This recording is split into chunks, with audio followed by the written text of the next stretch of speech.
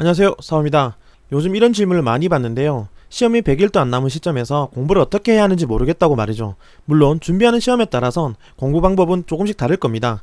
시험일이 많이 남아 공부를 시작하는 시점에서는 우리가 싫어하는 공부 방법보단 흥미를 붙이기 위해서라도 자신이 잘하는 공부법을 선호하게 됩니다. 물론 그렇게 공부하는 것이 더 효과가 좋은 게 맞는데요. 왜냐하면 공부에 흥미를 붙이기도 하고 그러다 보면 공부하는 습관도 들기 때문이죠. 하지만 어떤 시험이라도 시험일이 임박하게 되면 하기 싫지만 반드시 꼭 해야 하는 것들이 있습니다. 왜냐하면 내 약점을 드러내는 공부를 시작해야 하기 때문인데요. 이번 영상에서는 이제까지 미뤄왔지만 시험일이 다가와 더 이상 미룰 수 없는 상황에서 반드시 해야 하는 공부와 그리고 내가 싫어하는 공부에 대해서 이야기해보려고 합니다. 자, 그럼 시작하겠습니다. 오랫동안 공부한 장수생들의 이야기를 들어보면 하나같이 싫어하는 공부 방법이 있는데요. 자신들이 그것을 하지 않아서 떨어졌다고 이야기들 합니다. 그리고 여전히 그것을 하는 게 쉽지 않다고 말하죠. 과연 수험생들에게 어려운 공부란 어떤 것일까요? 그것은 바로 내가 싫어하고 약점을 드러내는 공부법입니다. 그 이유는 수험생들이 시험이 임박한 시점에서 여러가지 이유로 인해 정신적인 면이 힘든 상태인데요. 그런 힘든 상태에서 내가 못하는 부분을 들춰내는 공부하는 것은 어떤 수험생이라도 힘들어할 겁니다. 하지만 내가 싫더라도 합격을 위해 반드시 해야 하는 공부 방법이 있는데요. 그것을 하나하나 알아보도록 하겠습니다. 하기 싫지만 반드시 해야 하는 공부 첫 번째, 암기하고 그것을 인출해보는 것입니다.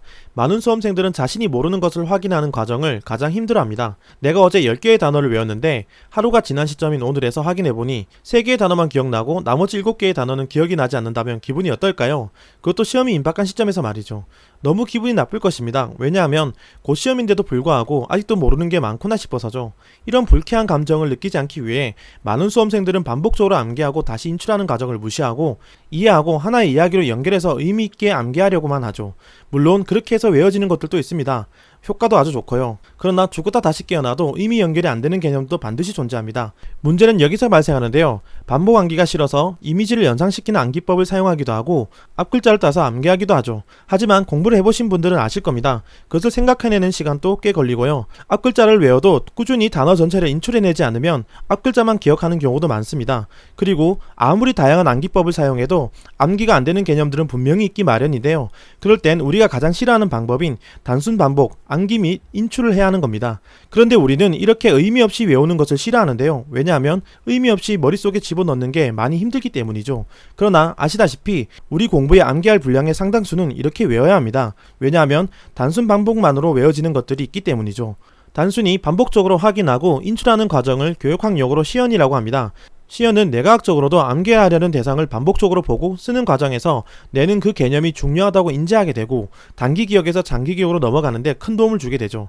이처럼 내가 싫어하는 암기 방법이라 해서 다른 방법을 너무 찾고 다양한 궁리를 하다 보면 오히려 에너지를 낭비하는 경우가 많은데요.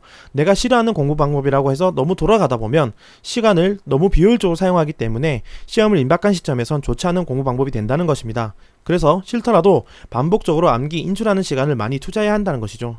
그리고 하기 싫지만 반드시 해야 하는 공부 방법 두 번째, 오답을 확인하고 자주 확인해야 합니다. 앞으로 많은 문제를 풀게 되면 꼭 틀리는 문제가 있을 텐데요. 그 오답을 확인하는 것입니다. 여러분들도 아시겠지만 우리는 모르는 것을 계속 틀리는 경우가 많죠. 아는 것은 아무리 다른 형태로 나와도 결국 그 문제를 풀게 되지만 계속 틀리는 문제는 내 약점이고 앞으로도 계속 틀릴 가능성이 높습니다. 그래서 계속 틀리는 문제는 몇 번이고 이해할 때까지 확인해야 하는 것이죠. 그렇다고 오답 노트를 만들어서 꼼꼼하게 다 작성하라는 이야기는 아닙니다. 물론 시험일이 많이 남았고 시간이 많다면 그렇게 하는 것도 좋죠. 하지만 시간이 얼마 없다고 판단이 된다면 틀린 문제를 회독하듯이 자주 확인하고 이미 풀어봤지만 모른 체 하고 다시 풀어봐야 합니다. 그렇게 해서라도 내 약점을 보완해야 한다는 것이죠. 사실 이 과정은 정말 힘든데요. 내 약점을 안다는 것이 수험생 입장에선 정말 괴롭거든요. 그래도 반드시 해야 한다는 것입니다. 처음에는 많이 틀려 오답이라고 할 것도 없이 아주 많이 봐야 하겠지만 그래도 그 과정이 익숙해지면 스트레스도 점점 덜 받게 될 것이고 후에는 어떤 것을 공부해야 할지 명확해지기 때문에 반드시 오답하기는 필요한 것이죠. 마지막으로 하기 싫지만 반드시 해야 하는 공부 방법은 문제에서 요구하는 적절한 것을 찾는 연습입니다. 시험일이 다가오고 공부를 꽤 많이 한 시점에선 모든 수험생들이 어느 정도의 통찰력이 생기게 되는데요. 통찰력은 문제를 깨뜨려보고 그 이상을 추론할 수 있는 능력이죠. 하지만 여기서 조심해야 됩니다. 그 통찰력을 사용해 함부로 추론해서는 안 된다는 것이죠. 물론 난이도가 아주 높아 배점이 높고 뒤에 배치된 문제 같은 경우에는 깊은 통찰력을 요구하지만 앞이나 중간에 있는 대부분의 문제는 적절한 것을 찾는 것입니다. 즉 문제가 원하는 방향성이 뚜렷하고 구체적인 문제들인 것이죠.